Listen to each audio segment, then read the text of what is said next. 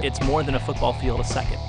So just imagine, you know, one end of the end zone running all the way across the field to the other end of the end zone in about 0.7 of a second. That's 200 miles an hour. It's a magic number. And today I plan on getting to that magic number, or die trying. So you know you're about to have an interesting day when whatever you're doing requires a helmet with your blood type on it?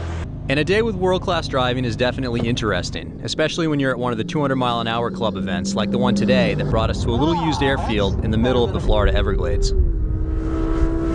So you know when you're sitting around with your buddies and you're all talking about, hey, what's the fastest you've ever driven? And someone goes, yeah, well, I got up to $140 once on I-95 in the middle of the night. And someone else is like, yeah, I got the old Monte Carlo opened up on I-80, got up to 120 once. And then you just wait till the end now and you say, well, I did 200 once on a supersonic runway in a Ferrari. That's the point of this. It all started with this guy, Jean-Paul Libert, a former Belgian racer whose goal now is to bring the adrenaline of the track to the average person, or at least the average person with a day off and about $5,000 to spend. Obviously, that's a fair chunk of change, but when you look at the cars you're driving, it's probably a fair deal. They're basically driving about 2,600 horsepower worth of vehicles and about $2 million worth of vehicles. Jean-Paul's plan is that when the 200th person reaches the goal, he's going to shut down the program. So it's an exclusive club, and it's not as easy to join as you'd think, even on a 2-mile-long track like we've got here. You're pushing a lot of air. There's a lot of energy that needs to be built up in that car to get to that speed. We have a 2-mile runway here. We're going to be at about 140 miles an hour in the first mile, about 180 miles an hour in the mile and a quarter.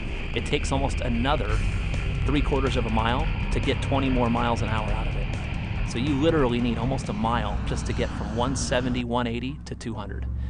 To help us get there, we spend the entire morning in instruction at 2 different stations around the airfield. Our first session is a mini autocross course where we get our first taste of the Ferrari F430. Our handling oval is set up in such a way that we can allow our customers to get a feel for how you get the car turned in, how you start to accelerate, unwinding the wheel, getting on the brakes aggressively as we're doing right now, getting the car downshifted, turning in, always looking through the window, which is paramount, obviously.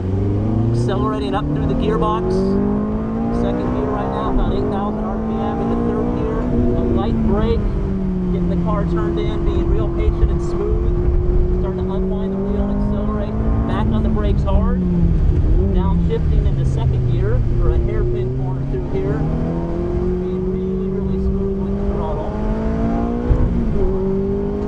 Hard on the brakes, downshifting, looking through the corner.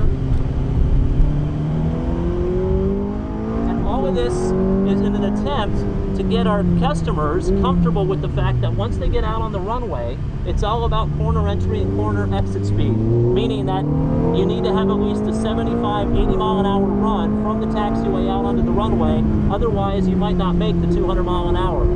Equally so, when you come off the throttle, you need to make sure that you get the car slowed down and actually have it in such a way where you're no faster than 75 or 80 miles an hour as you come off the runway. So really it's about exit speed and RPM. If you get those two things right, you're going to have a good run and probably make the 200 mile an hour barrier. The next car up, Ferrari's less refined Italian cousin, the Lamborghini Gallardo Superleggera, the lightweight version of the Lamborghini Gallardo. Now, neither of these cars will actually crack the 200 mile an hour barrier, but hey, if someone's going to give you a chance to drive a Gallardo in an F430, why not?